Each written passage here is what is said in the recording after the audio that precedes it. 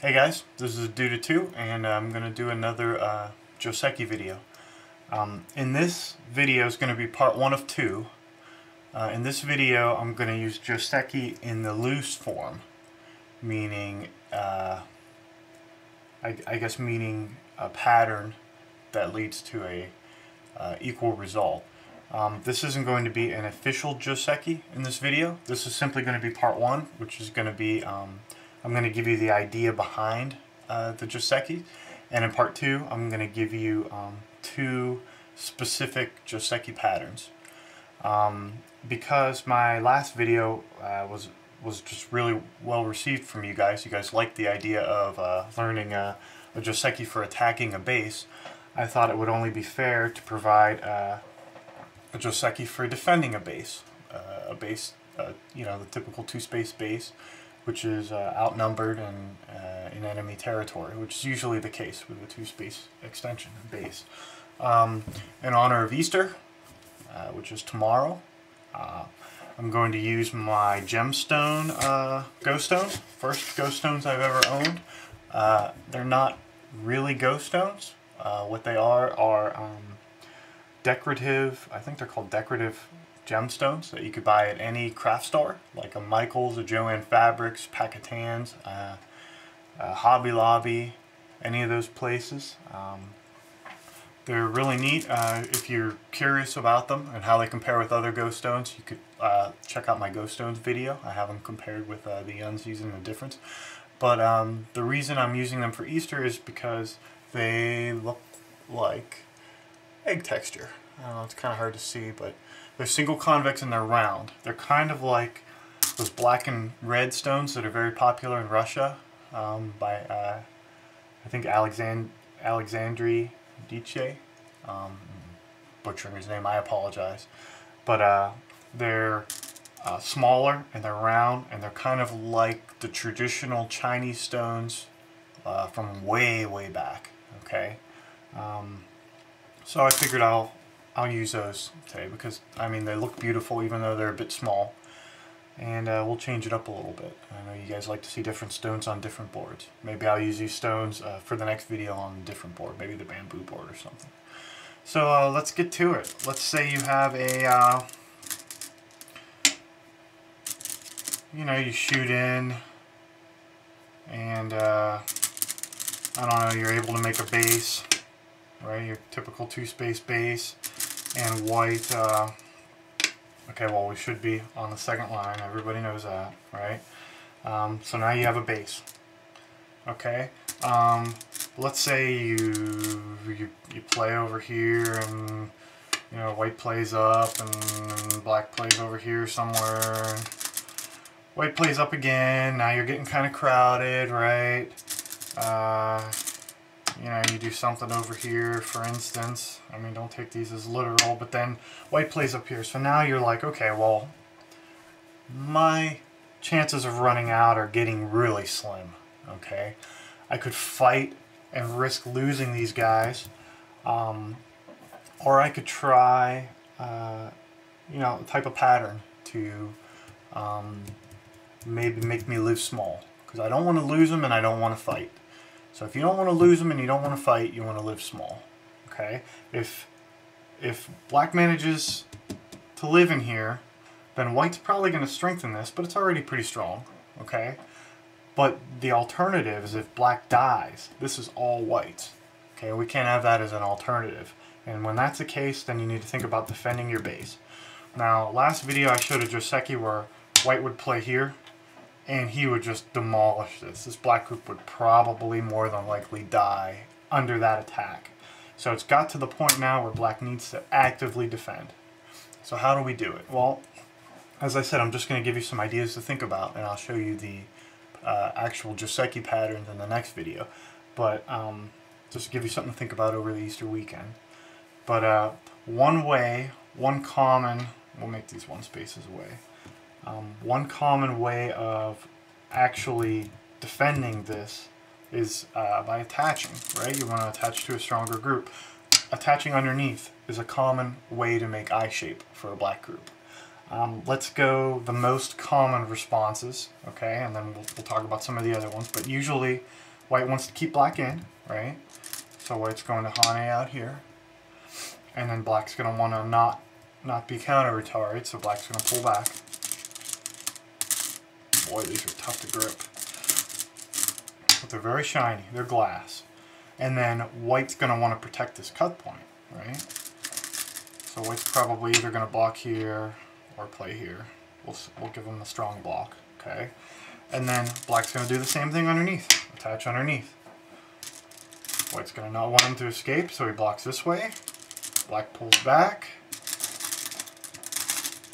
White will defend his corner. We'll give him this block here.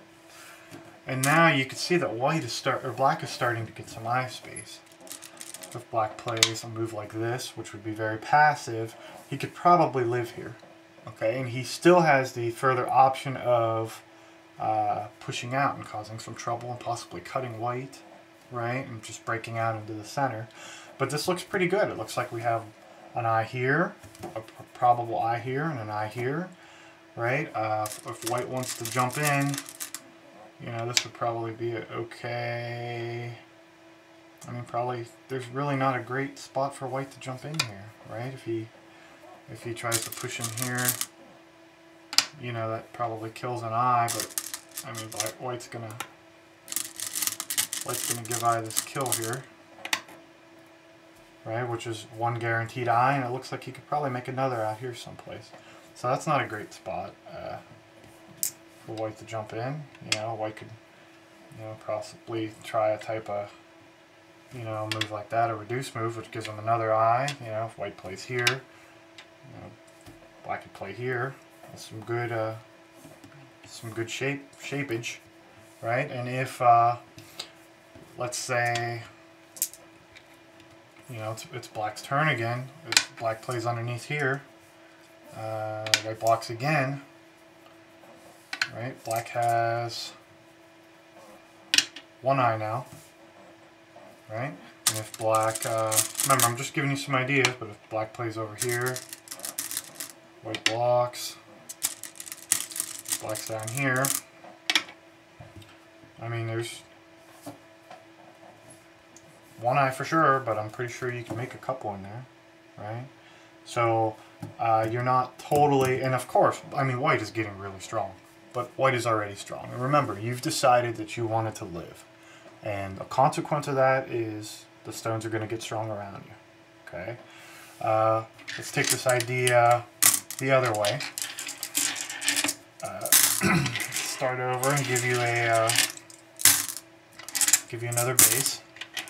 Another two space base, and one space away is a strong white group. We'll have a nice move here.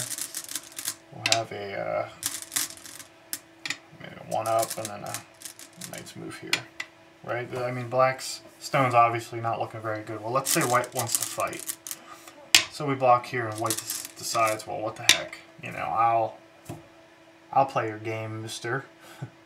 Right? Black has a couple options, right? Black can push through and cut off, right? Black could do an iron pillar shape, which makes it pretty strong to kind of help it with this side, right? So, I mean, different ideas you could try when you're trying to figure out how to respond. Here's the common, right? And then black could play here, right? And if white decides to capture here, boy, these are difficult to hold on to, right? White gets this play, you know, black's out now, right? Black just broke out. Boom, boom, boom, boom, boom, boom, boom, right? That's nice. Another option, let's get these all in here. Sorry about this. These are very difficult to grasp. They look nice, but difficult to grasp. You know, white plays this game, and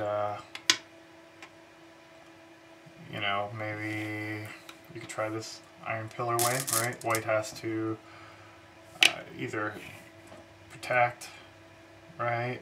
And then black would have to run, probably the strongest, but more often than not, white will try to capture, right? Black will counter. Okay, well then white says, well, I'll take this stone for sure, right? Now black could do something like this, right? He's threatening to break out this way, right? If white just plays up, black could play all the way up. If white tries something like this, then we could put all kinds of pressure on this white stone, right? It's that ugly shape, but it's not, but it's kind of like a tiger's mouth too, so it's not totally wasted. If white decides he wants to do something like this, black will slip out this way, right? If white decides he wants to keep them in, you know, black has some nice forcing moves to help him get out, right? If white's making his wall real strong over here, then black can play here.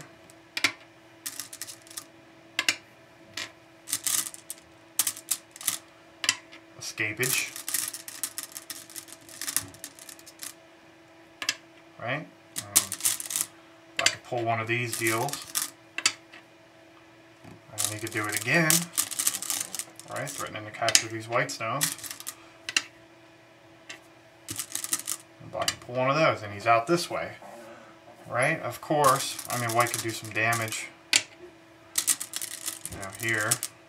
White's just doing some damage. But guess what? You survived, and you're not stuck anymore, and you're causing a lot of issues with white's shape.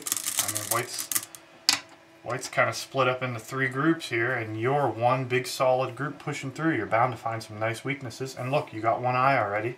Actually, I would say you got 2 eyes, right? White can't stop this 2 eyes. Now, if white plays here, you play here.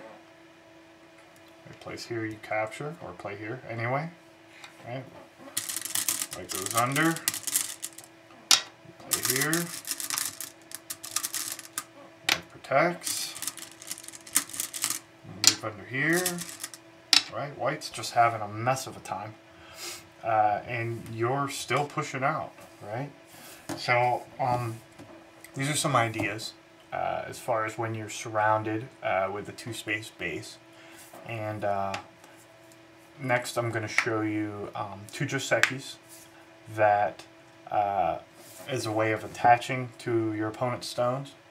You're actually strengthening your position to where you can either live tight or break out in a overcrowded area. Now don't get me wrong, there are instances where if your opponent has such a strong position on the outside, your stones are dead, period. There's no guaranteed for sure way to make them live. But there are a lot of tricky moves that you can try where if answered incorrectly, you'll live. And some of them are very complicated. Some of them are way over my head, so I won't even try to show them to you because I don't get them myself. I'll be the first to admit, you know, my weaknesses in the game. But there are some, you know, very interesting variations, and we're going to go over 2 of them, maybe 3 of them in the next video. But there's a lot of good stuff to work on here. It's stuff I'm working on now because of my interest in the side Josekis, especially the 2 that I showed last video. So if you have any comments, if I did something stupid in here, remember this isn't scripted for me. I'm kind of free flowing it. I'm trying to keep it realistic to where maybe somebody like some of my viewers actually kind of study on their own, and they get their stones out and they kind of mess around with some variations. Hopefully this will give you a couple ideas. Once again, I want you guys to have a happy Easter. Be safe. Enjoy your family, friends, and play some Go. You know. Also, I want to let you guys know that I started a KGS account. I just started. This is like my 2nd weekend. My screen name is the Duda2, so you should be able to find me. I'm more than willing to play games with any of you guys. I know a lot of the YouTube Go people are like so high ranked and so elite, that they're kind of untouchable to the average Go player, but I'm not like that. My play times are very sporadic, so I'm not on very often. It's, as I told you before, the main reason I play Champion Go and the Droid apps is because I'm not able to play online a lot. But I'm making a conscious effort due to my advice that I've been getting from my YouTube followers that I need to play against more humans, and my playstyle really looks, computer-like. So, I mean, it may not be such a bad thing, right? I mean, we've had a couple professionals fall to really strong computer programs. But I've definitely noticed that I'm losing because of stupid mistakes that I probably wouldn't make if I'd be playing against humans instead of computers. So hopefully this will make me a stronger player. Right now I'm around a 13Q. I'm hoping to, as I said, by the end of the year, I'm hoping to be an 8Q. So I'm still working toward that. So up next is going to be part 2 of this. If you have any questions, comments, criticisms, if you just want to yell at me, I'm here for that. If you want to say keep up the good work, I like hearing that too. Hopefully this is another helpful video for you guys. Once again, have a good Easter. I'll see you next time. Thank you.